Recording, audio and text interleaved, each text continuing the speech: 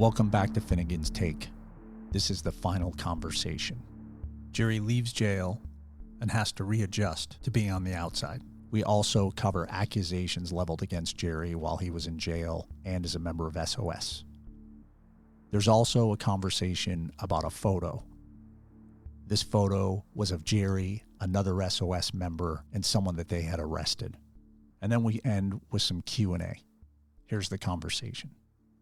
When you get out, you're elated, but are you scared? What's the adjustment like of being in jail for 10 years and then being reinserted in your family life and society? You know, at that stage of my life, coming back into my life, my child, in this 10 years of his life, he was a grown man, mid-20s. I missed quite a few years of his life, his high school graduation, missed my mother's funeral. So it was difficult. A little nerve-wracking because you see guys in prison that get institutionalized. They do everything repetitively every day, the same thing every day. You'd see these guys get up and they would do like a ritual. And it was almost to the point where like they were almost brainwashed or, like I said, institutionalized. And I never wanted to be that way. I made sure that I kept my mind right and I didn't buy into that. They weren't going to change me and not for the aspect of rehabilitation. There's no rehabilitation in prison. You go in there, you do your time. A lot of the guys who do your time, they come back because there really is nothing done for you in there. There's no job skills given in there, no training. There's a lot of idle time. You can get menial jobs in there that pay very nominal amount of money. If you don't have any support from the outside, it's very tough to get by. I was fortunate enough to have family members. I had some very good friends of mine, former police officers, one that I worked with, one that I did not, and each one of them sent me money every month. Truly phenomenal. They didn't know me anything, just phenomenal to have these type of people in my life. When you got out, did you have this realization of who your friends are and friends aren't? Oh, of course. There are people that I have been in recontact with that are truly I consider friends. They're great people. These guys I worked with in SOS and other locations on the police department, and they never turned their back on me. And those are the guys that I still deal with.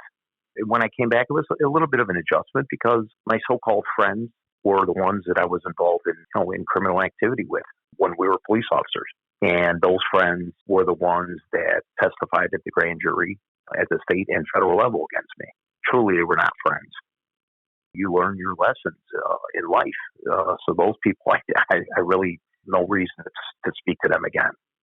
Do people still try to talk to you about it that you worked with in a concerned fashion, or is the statute of limitations over with it and it's all best that no one communicates? Nobody that I worked with was put in jail or prison because of me. There would be no need for them to ask me about it. It didn't happen, so there was no worry for them. But I can say that when I got out, when I came home, it was a strange feeling. I was embarrassed when I'd go out in public. I'd always be looking around to see if anyone was looking at me or did they recognize me? Did they know who I was or what I did?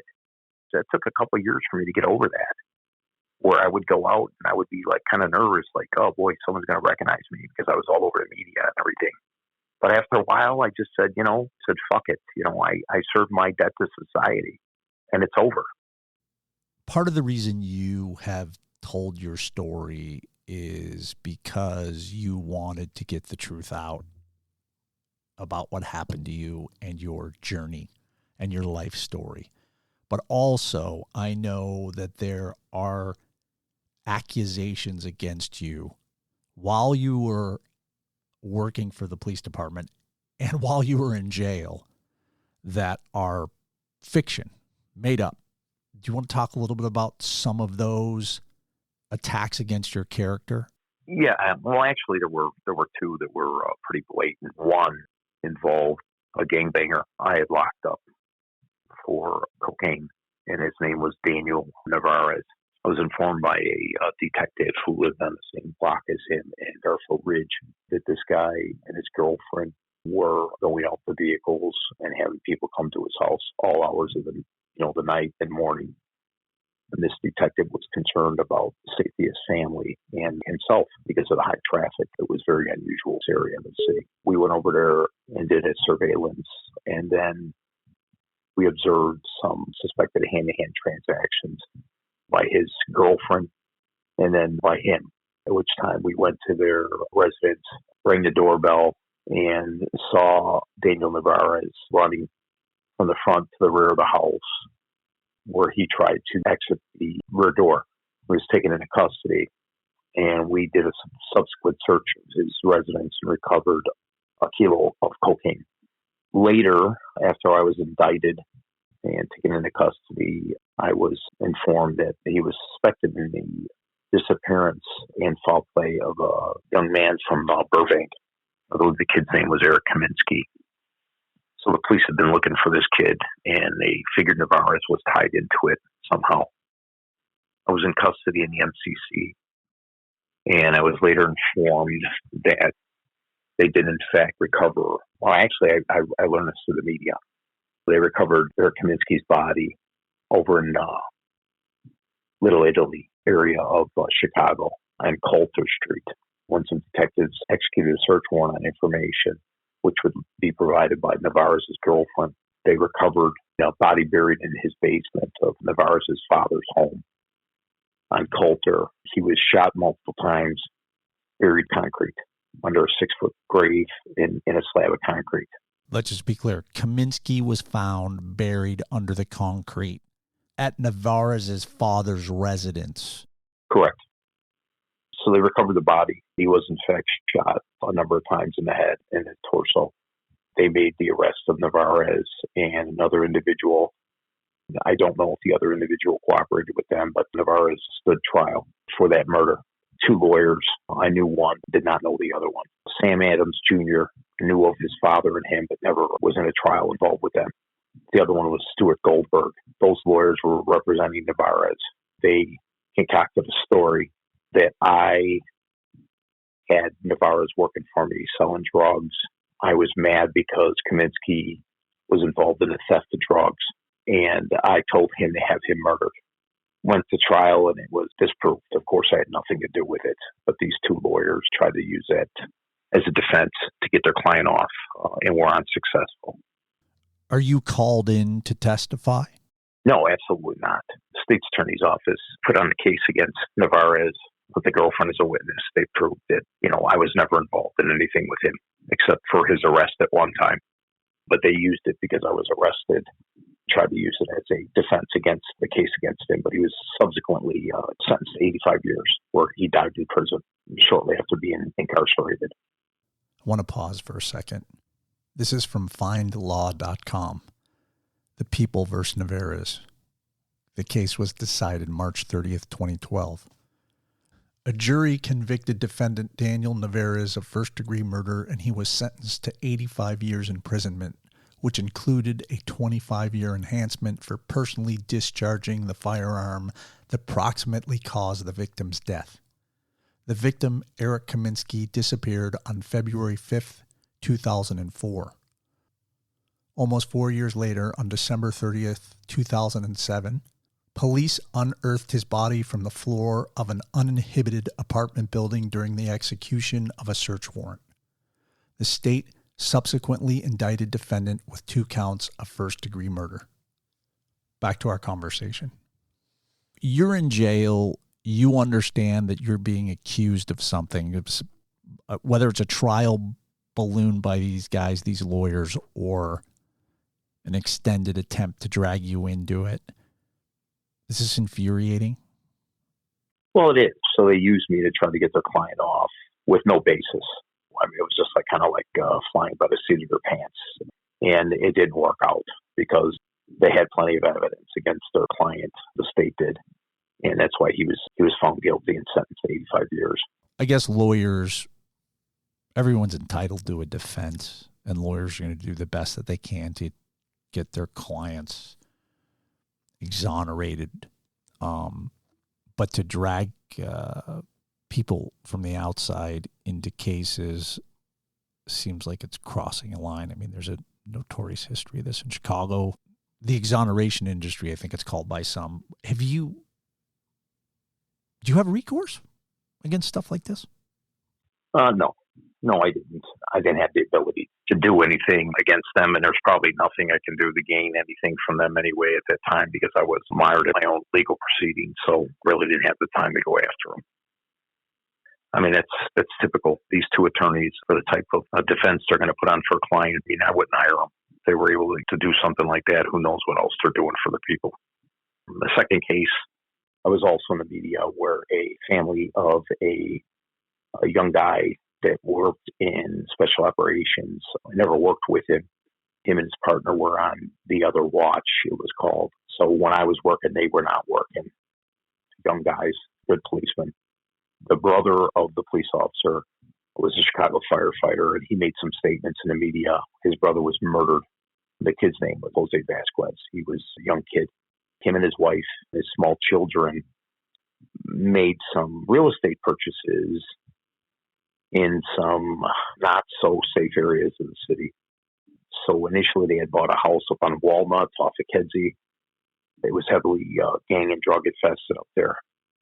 And, I had joked with them about that area, telling them, you're like a pioneer. I don't know what you're doing moving up here with your family. But it was new construction, and I guess he got a good deal on it. He moved out of that area, and then he moved over to like Western Avenue and Harrison. And one night he came home late from working another job, a side job. He stopped to get food at the White Castles on Ogden in Weston. And some robbery crew, some black guys, followed him home and walked up on him in the alley of his townhome and shot him to death. So his brother, who was distraught, and I understand that because I've been there myself over losing a brother, made an implication saying that I was involved in his murder and I killed him or had somebody kill him to keep him quiet because he was going to expose the corruption in special operations. This was not true. He was murdered by these guys who were a robbery crew. Took some personal stuff off of him, from what I understand from the media. I don't know if they took his weapon and his star or what. He was, like I said, he was killed in the alley, but unfortunately, no one was arrested. One of my old partners who worked in the gang investigation section had some leads and some informants who provided the names of the individuals who were involved in that murder, and they surveilled them and put a consensual overhear, which was a wire on one of the guys who was giving them the information in order to entrap these guys into making some statements. But they never did. I don't know if the guy was telling them that he was wearing a wire, or maybe he wasn't leading them down the right path to give them the chance to say something. But the state's attorney's office was well aware of who these guys were, but they never had the decency to tell the brother or the family members that they were investigating it and might have some possible suspects involved in it. I don't know if they ever solved this case, to be honest with you. Like I said, one of my partners who had worked it, was a detective at the time. He told me that it was ongoing and the state's attorney wouldn't let them do certain things. So they weren't really able to bring it to any closure for the family and resolve it. It pained me to hear about his death because, I was not close to this guy. He was an acquaintance at work, but he was a very, very nice kid. So was his partner. Hard workers, and he was a family man. He had some children. Felt bad about the situation. These guys followed him home and murdered him, and his family never received the closure or were able to move on because no one was ever arrested in this case. I'm going to stop here for a moment and read an article from the Chicago Tribune. Dateline is February 13th, 2007. Officer Jose Vasquez made his neighbors feel safer about living in a gentrifying but still dicey stretch of the West Side, sometimes handing out a cell phone number and offering to help if they were in danger. Police learned about Vasquez's kindness to the residents in the 2500 block of West Harrison Street as they went door to door Monday morning investigating the Special Operations Section officer's murder.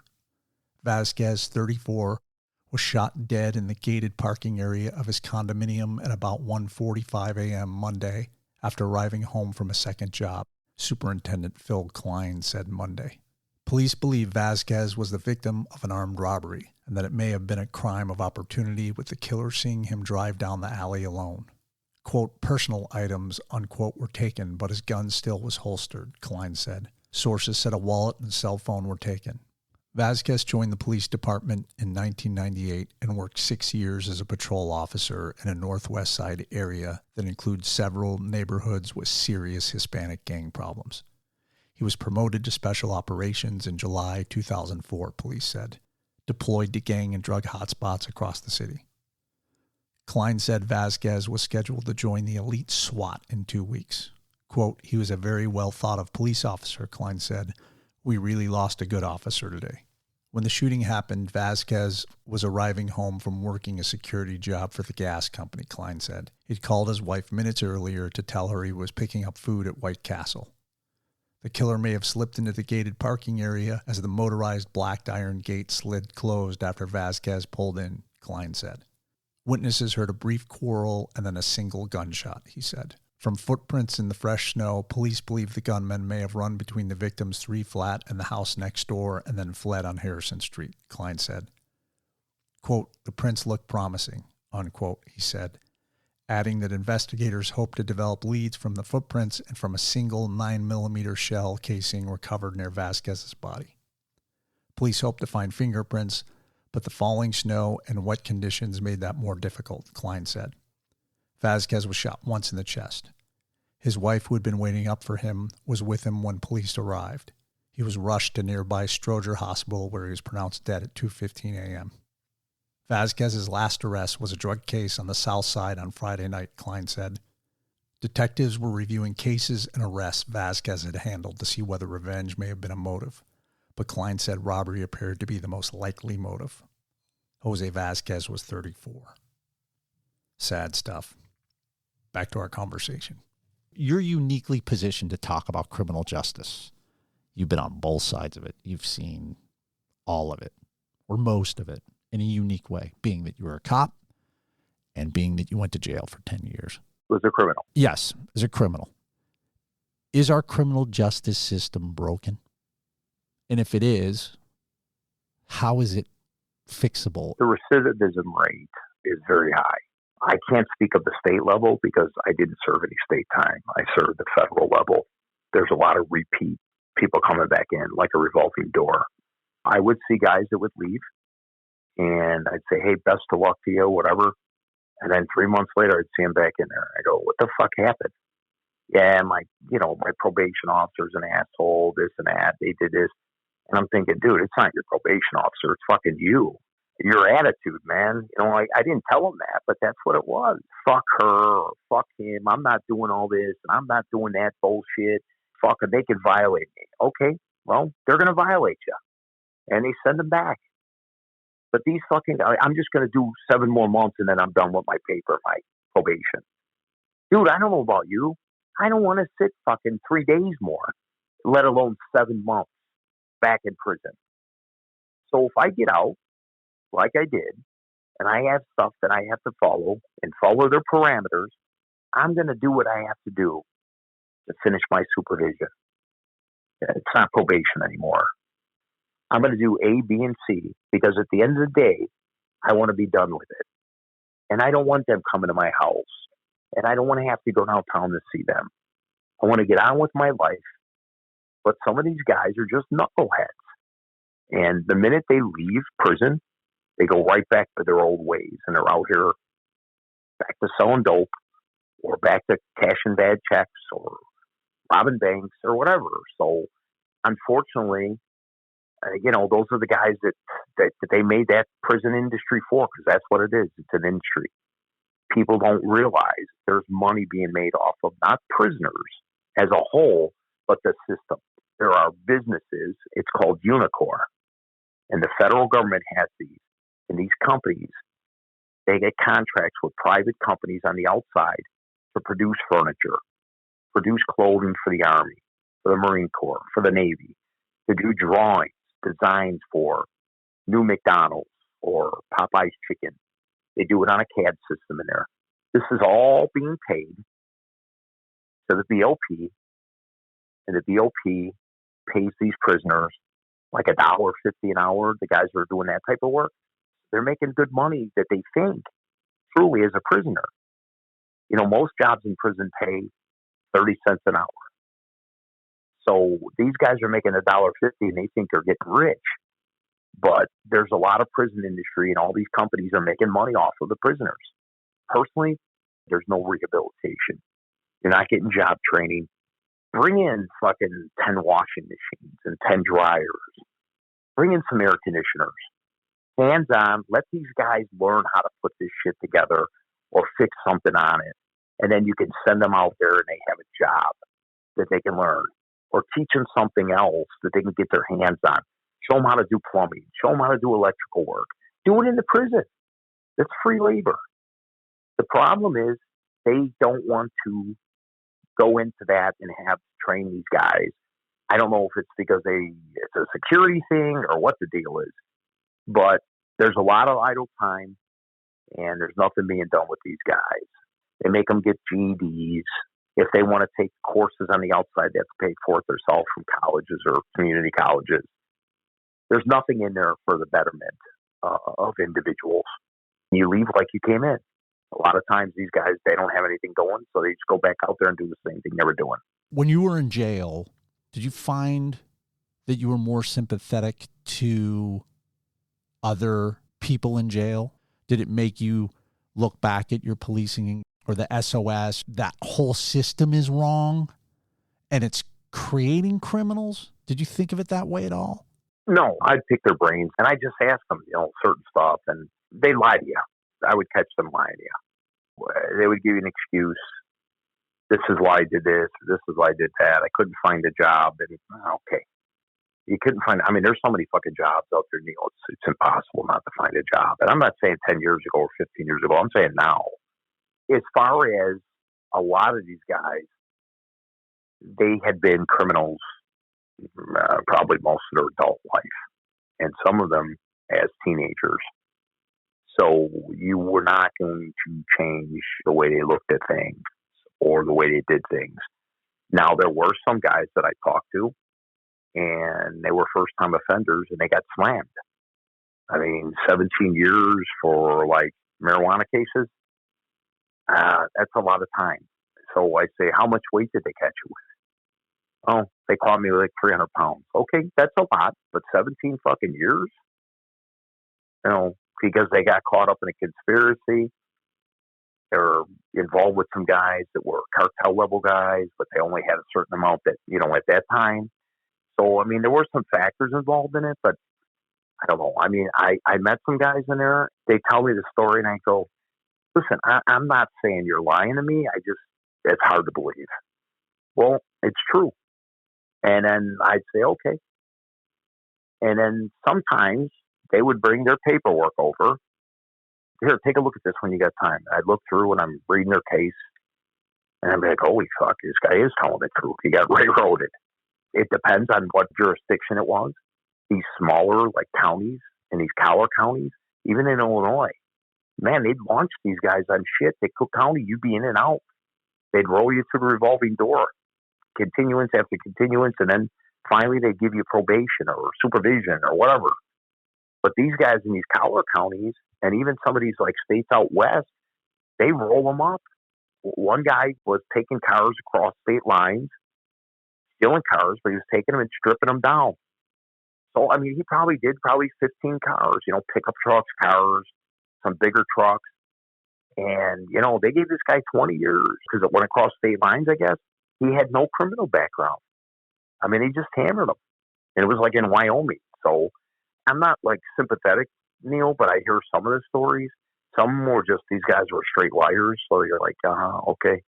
But, when they'd ask your opinion, what about this? What if I could, I go, listen, I'm not an attorney. Unless I saw what you got charged with and everything, the case reports, I really couldn't tell you. On some of these guys who had their paperwork, you felt bad because, these guys had no criminal background, and they rang them up.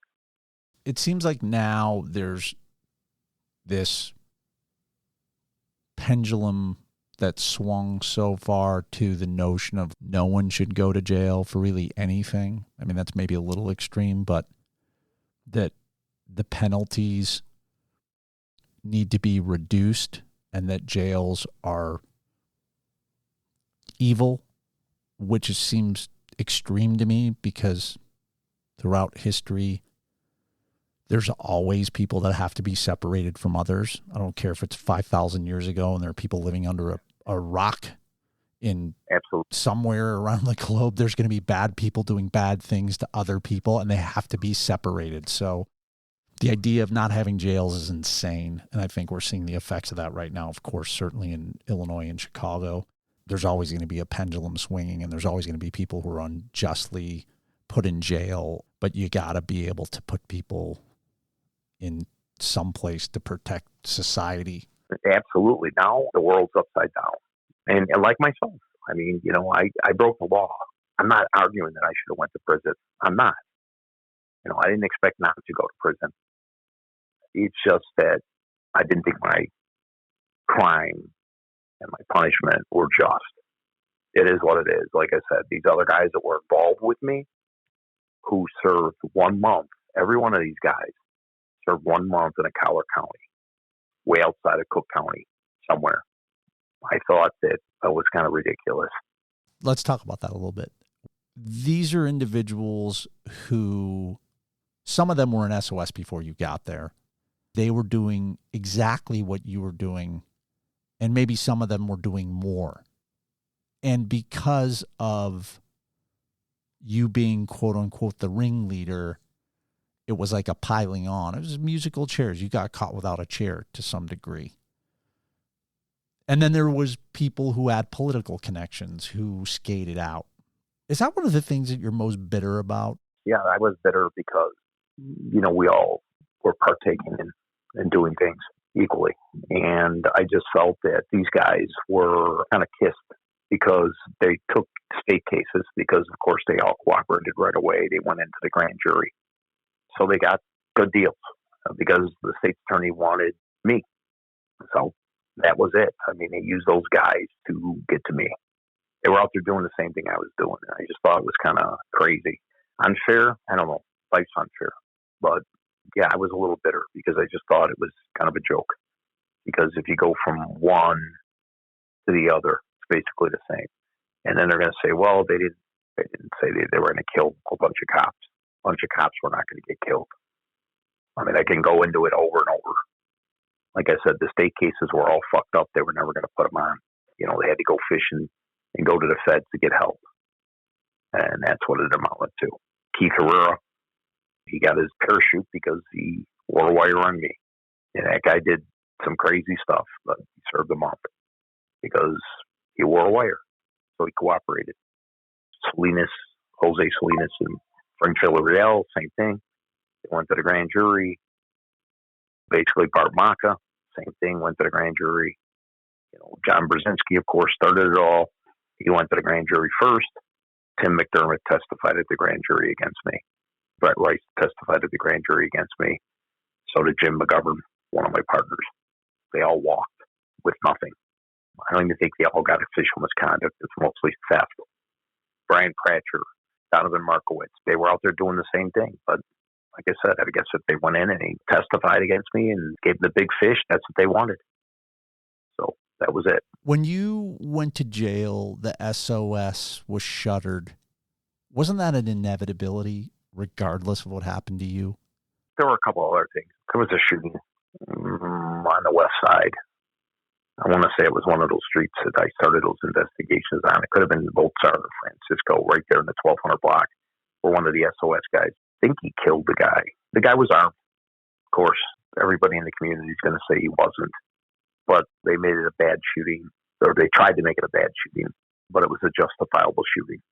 Our scandal was the biggest thing that caused it to shut down. There were other things. I mean, there were a lot of complaints against other guys and everything else. So we were probably the straw that broke the proverbial camel's back. Is the SOS missed today? Is part of the problem with what's going on in Chicago part of the problem? We know there's other problems. A lot of them that are not police problems. They're foisted on the police by politicians, bad laws, bad judgment. What has replaced the SOS? Does it still exist in a different name, or is it sorely missed? All of that bullshit in 2020, where everybody turned their backs on the police and they were the bad guys.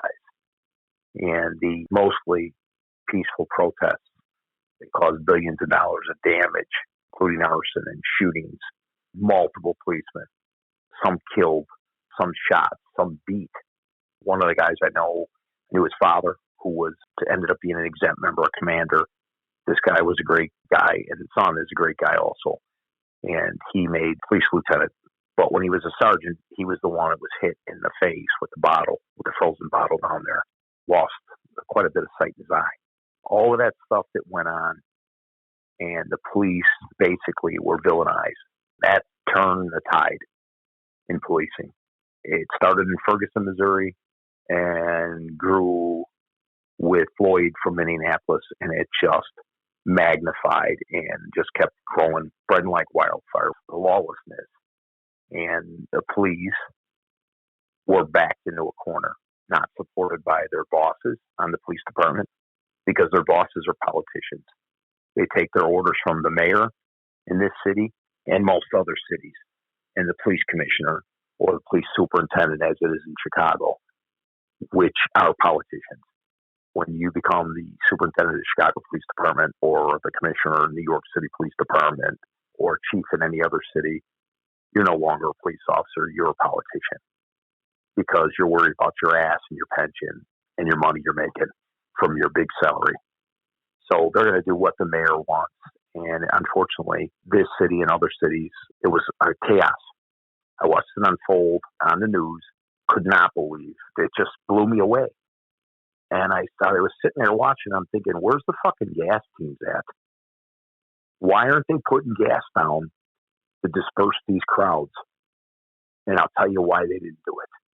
Because that mayor, who was the previous mayor, Lightfoot, wouldn't let them utilize gas. In these other cities, they probably did the same thing. They were worried about the image on the news media. So fuck the billions of dollars in damage. Fuck the policemen getting hurt. People get killed. Regular citizens and innocent people getting victimized. They're more worried about how it looks on TV. And the police are going to come down heavy-handed. And, they're spraying these poor people who are demonstrating peacefully. No, fuck that. That's what the ISPR tanks are from. And you put the pepper spray on them, like we did during the Bull stuff when they were tearing stores up on the west side and the south side. And you shoot CS and CN, and that disperses the crowd. And that takes the fight out of them. And I'll tell you, that's going to clear the area. Lightfoot didn't want that picture on TV. She was a assistant U.S. attorney at one time. So police don't want to do anything anymore. I don't blame them.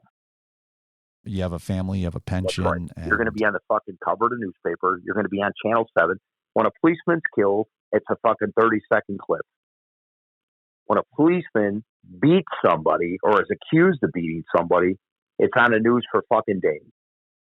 You know who's very good on this topic is Andrew Clavin, who's talked about how policing is downstream of bad politicians. The politicians enact bad laws or ignore laws, and the police are the front line of having to deal with these bad decisions or lack of decision making, and they become the bad guys. And I think that's pretty accurate. But in Chicago, can you put the genie back in the bottle, or can you find stasis again? Is there a way to get back to some balance? No, I'm not an expert on policy. I'd leave that for somebody else. But let me tell you something. The policy they've been using, it sucks. Because this fucking city and all these other cities are out of control. You have people, just in the news, a girl downtown, a flight attendant, 23 years old, was in town shopping. Some fucking mental throws a log like a javelin through the air, hits this woman in the head. She's on life support at Northwestern. 23 years old. This guy's been arrested 61 times. He was from Cincinnati, and then he came back to Chicago. I mean, he's out on the street. That's what's going on out here. It's chaos. The guy was punched yesterday downtown, hit his head on the ground, died. Because some homeless guy asked him for money. It is so fucking out of control, Neal. If you go into the city and spend your money in a restaurant or anything else, you're a fool. A city is a business, and it offers a service. And part of that service is safety. And if people feel like that business is not living up to what they're going to buy, if I could use that metaphor, the business fails. And I think Chicago is suffering from not being a great business opportunity for people. And there's people who live in the city and own land and property. I was talking to a guy the other day who owns real estate in the city and commercial businesses, and he's one individual. His stories are horrific in terms of dealing with crime and how the city handles it and the disrespect and animosity. You would hope when the election comes, Neal, but, people talk a big game, and then when it comes time, they fucking vote for these same morons again. So they reelect him. This he's polling at 28% right now, this Johnson. He squeaked in office. Just hate to see what the city's going to be like in 3 years under this guy. I truly hate to see it. The police right now, there's no chasing cars that are committing armed robberies. None of that. Because the city is more worried about a lawsuit than they are about catching these bad guys.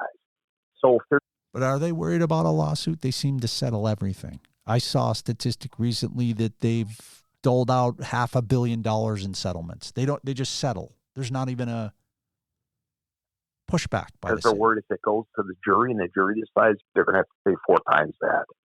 So they'd rather settle it. But it's like anarchy. This city is out of control. Guns are so rampant now, Neal, in these cars. If you go on in these social media, you see these thugs on there fucking showing their guns while they're driving around in the city. Nobody's stopping them anymore. They're not tearing their cars up, getting those guns. So if they're not tearing the cars up, they're going to drive around with the guns and they're going to do drive-bys and their robberies. Yeah, but the gun laws are only enforced for law-abiding citizens, Neal. They're not enforced for these fucking thugs out here. Where now there's no bail, and they keep going to court, and they get a gun, they get another gun. They're shooting on the street, they get another gun. So, the judge, okay, I'm going to let him out. He's going to go home on home monitoring. And then the fucking guy's out there doing something on home monitoring, shooting somebody or carrying another gun. So it's hard. If you magically tomorrow woke up and were the mayor or the chief of police or the superintendent of police, I should say, and you could do whatever you wanted to get the crime under control, what would you do? Call the gang unit in the police department. So that gang unit, it could be led by people who will get results. Some of those people are not police officers. They're retired bosses. Bring them back. Bring those people who have that expertise, who are in that gang unit as sergeants, as lieutenants, as commanders. Bring them back and change the philosophy. You have to go after the gang leaders. That's the only thing that's going to change it. Yeah, you're going to get guys on the street corner shooting, and you're going to get guys with guns. If you go after the leaders and put the leaders away, that's where it's going to start fucking hurting them. Or you're going to put pressure on these leaders, and they can't take that. If they can't take that pressure, they're going to tell these guys, hey, we got to back down a little bit. That's the only thing I can think of. Nowadays, the police, they're handcuffed. And like I said, I'm not making excuses for them, but why should they be in the media? Why should they be in the newspaper? Because they get out and they're fighting with a guy, and the guy gets choked out and he fucking dies because he's on dope. Guess what's going to happen to that cop or his partner? They're going to be tried in Cook County Court, especially under this state's attorney, and then they're going to fucking launch them because they're not going to get a fair trial here. So yeah, I hate to be a pessimist. I don't see it turning around, Neal. You would think that the tide is going to, turn, but I don't see it, Neal. I really don't. I mean, it seems like it's getting worse by the day. It does. It does. And I don't think it's an anomaly. There are people that'll tell you that because of social media and everyone has a camera in their hands, that it seems worse than it is. And I think that's accurate to a degree. People had a very narrow window into crime because it came through limited media sources. Now it's 24/7 on your phone, but right. It makes it feel like there's a lot of crime, but there is a lot of crime, and it is worse than before. Oh, there's a lot of crime. The numbers aren't right, Neal. I'll tell you that right now. They're fudging the fucking numbers. The robberies, The murders are down, all that bullshit. Well, and I think to the new media point of that, the powers that be cannot control the media because of Twitter and Instagram and these other. So you see it now and people know it's bad. But something has to give because the city cannot continue and the state of Illinois cannot continue to function this way. You know when it'll change? When they get rid of this guy who's running the state, when they get rid of this mayor. There's other mayors out there, whether he be black, white, Asian, Hispanic, they can do a job that's not so worried about being, cowtailing to your highest donor. This mayor I've given him the benefit of the doubt. I don't think that he would admit that there's a gang. He doesn't think that it's a thing. He uses fancy language that seems robotic to try to, it's like a Jedi mind trick to try to get you to call him something else. Today he was doing it, and it's unfortunate because he's not dumb and he can lead, but to act as though there isn't really a problem. It's as though he thinks it's racist or bullying to call certain people criminals or gang members when they actually are, and the people that get hurt the most are not white people in the suburbs. They're minority groups in those troubled areas, so it's unfortunate. He's a fucking pig. Call him a pig. That's what they are, man. You can dress them up any way you want, but I'm going to tell you something. That message, like you just spoke of, Neal, until that message comes from the fifth floor that says, I will not tolerate this anymore. I will not tolerate children being murdered or women or innocent victims being targeted. Until language like that comes out and he tells the superintendent of police who's standing next to him and says to the superintendent of police, I'm giving you to authorizing you to go out there and take the action that has to be taken to correct this issue. Or if he doesn't want to say it on the news, say it behind closed doors. He's not going to do that because he's not that type of guy. What is your opinion of the Chicago Police Department? Where it started and where you ended. As an organization, do you have a bitter taste in your mouth about the Chicago Police Department? You'd probably be surprised to hear this, but I don't. I was actually proud to be a member of the Chicago Police Department. I have a lot of respect for the guys and the women that are out there doing that job today, especially in this environment. But on the other hand, I feel bad for them, as I do for all the suburban guys and all the other policemen throughout the nation, because it's a fucked up job right now. That's why they're begging for people and they can't get them. 99.9% of the people that go into police work, they don't go into it for the financial aspect of it. Because, yeah, you're going to make a lot more money now than you did before. But most people go into police work because that is their calling. Well, I should say the majority of them. They want to be out there helping people, and they want to do something that's a job that's exciting. I don't have an animosity towards the police department, Neal. I put myself in the situation I was put in. I see some of the people that have been promoted to the upper echelon of the police department. Some of the people, I know their backgrounds. They didn't do much police work. I'll leave it at that. There's always people that are really good at manipulating systems or operating within systems and to get up that ladder. You know what I mean? They know how to play the angles. They know how to kiss up to people. And maybe some people just aren't good police, but they're good in some administrative or higher position. But I sure hope so. But you can hide a lot too, of course. But but this is any system. I think you go into Hollywood and you go to a movie studio. It's not policing, but there's same human characteristics of people behaving similarly to get to the top. But the Chicago Police Department fucked you to some degree. You admit to doing dumb things and bad things that put you in this position, but did they turn their back on you? Well, do you feel like they could have we talked about this, but do you feel like they could have stepped up to protect you better when the chips were down, or you don't have animosity about that either, and you feel like, well, you got yourself in this position. What can they do to help me? I'm on my own. I mean, I put myself in that position, Neal. I don't hold it against the police department, although I can say that I'm aware of some of the things that the internal affairs division was doing with the blessings from the bosses that were against our rights. They did some fucked up things during the investigation. It's unfortunate that they operated that way. I don't hold any animosity as far as the police department as a whole.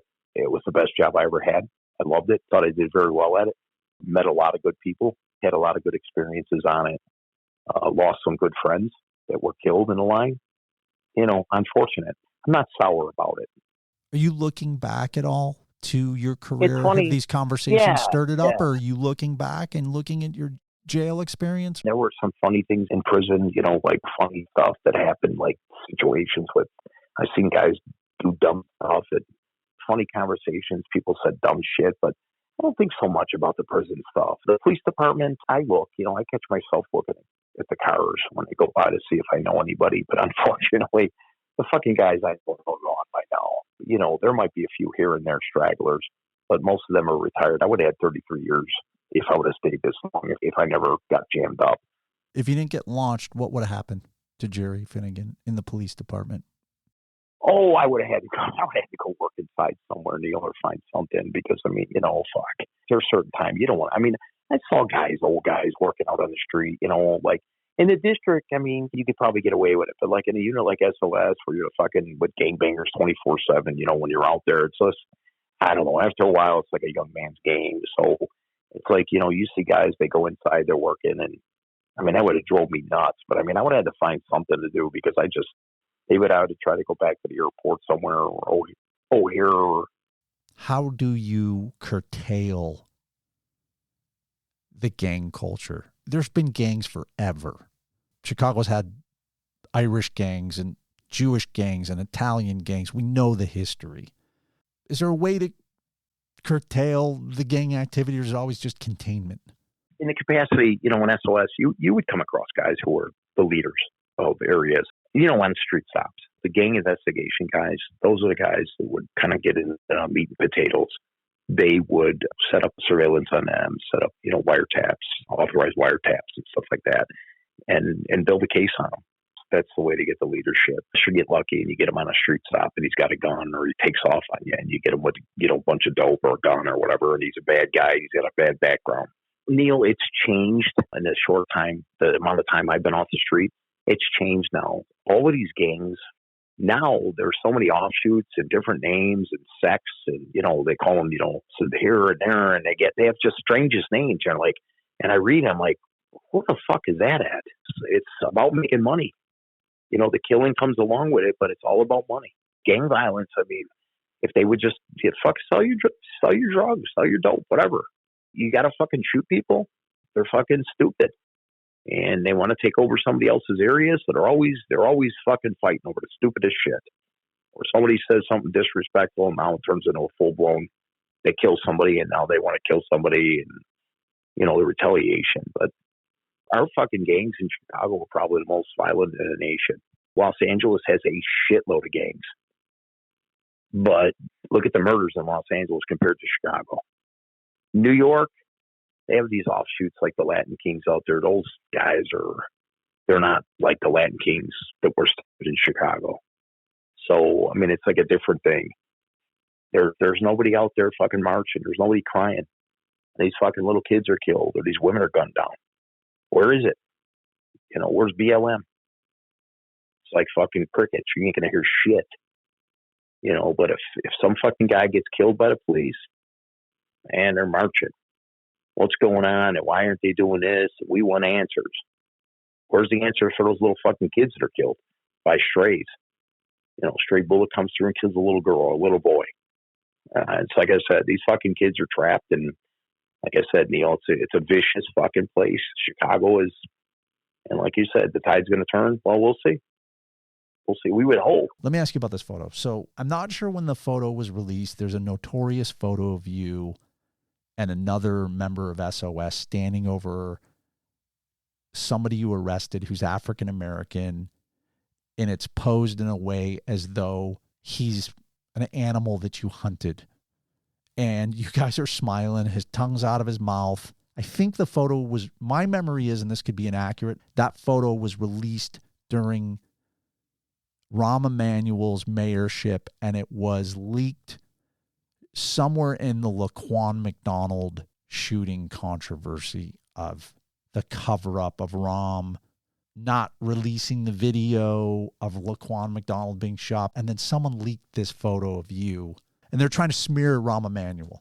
But this photo is something that you've never spoken to. I've never even asked you about it. I don't think I have. Like, what's the history of that photo? It looks bad. You're smiling. The guy who's got the tongue stuck out of his mouth is clearly playing for the camera. What's the story behind that photo? So we arrested him, this kid, in 600, I believe it's like 645 North Avers. That particular block was a crack block, also a weed spot. Tons of weed and coke, crack being sold there on that block. I want to say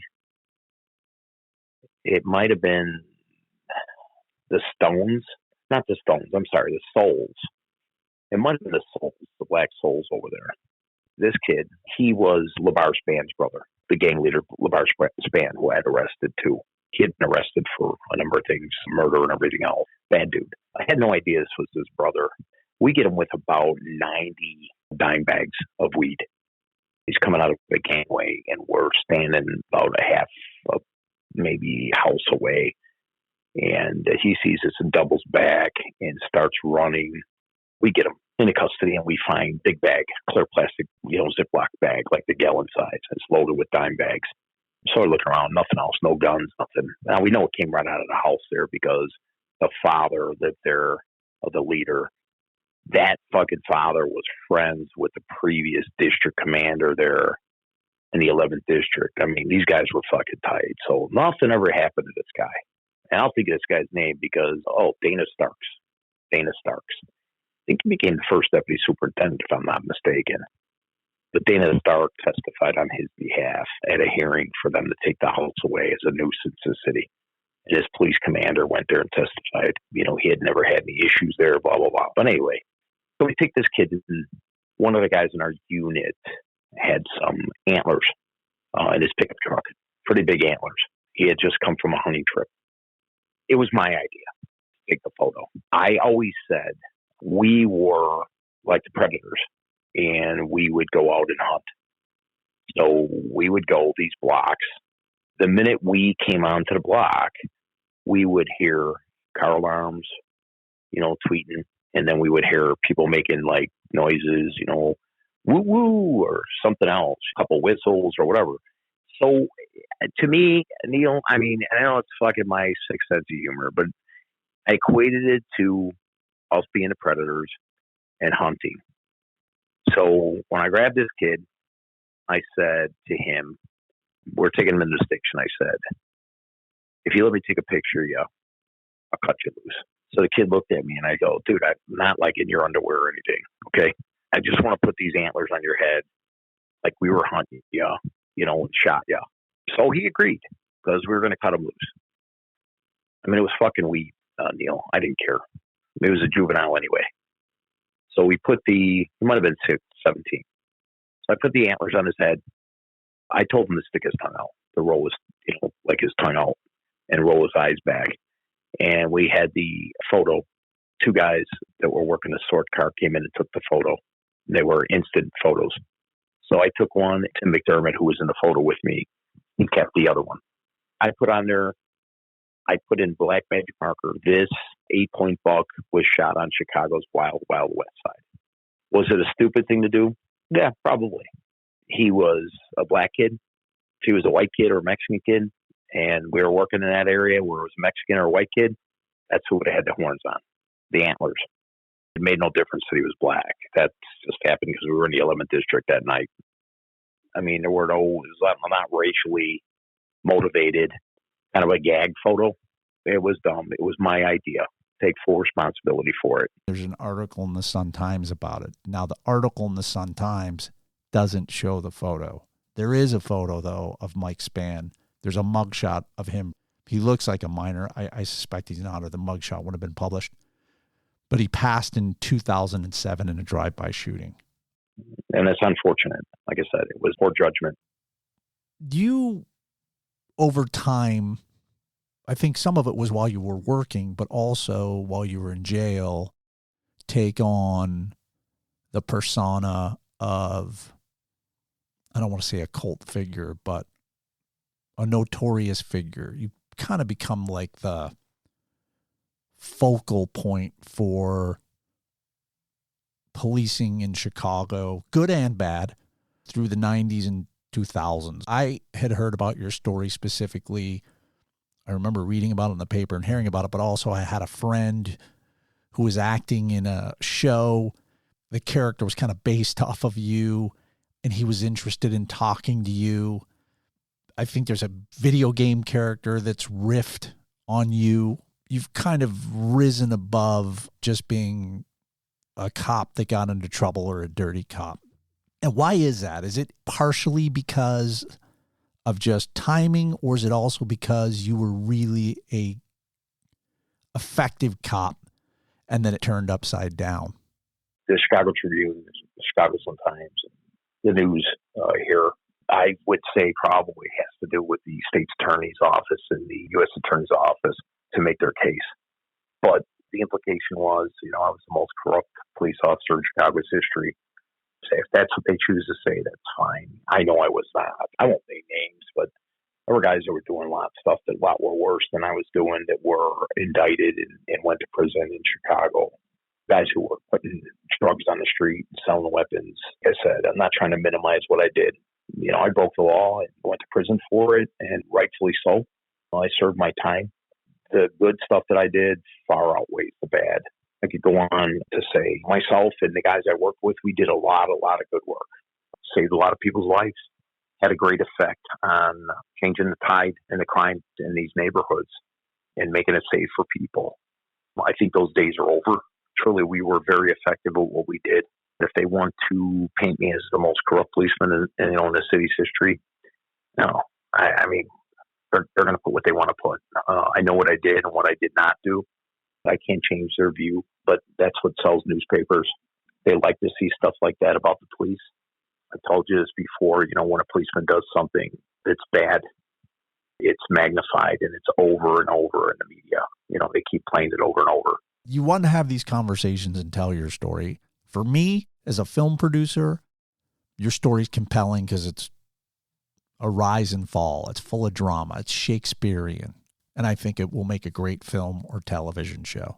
But why have you chosen to open up and tell it now? I know in the past you've been approached by companies and newspaper outlets. Why have you decided to speak now and tell your story? How do you want to be remembered?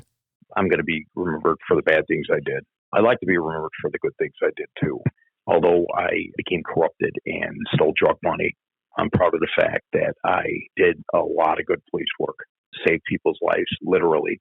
Went out there, was effective, actually making it safer for the people that I served and the communities I served. I never took the stance that, I don't live here, or who cares, man, this is not my neighborhood.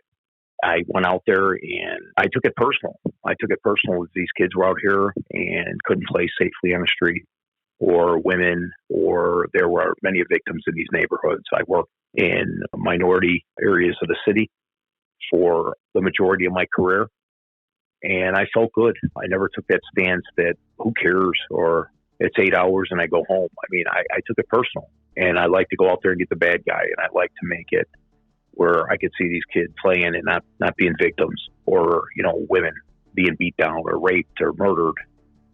It's unfortunate I made the stupid decision to steal dope money. The greed, overcame me, and I just said, what's it going to hurt? And in the long run, it hurt me. I think I did more good than bad.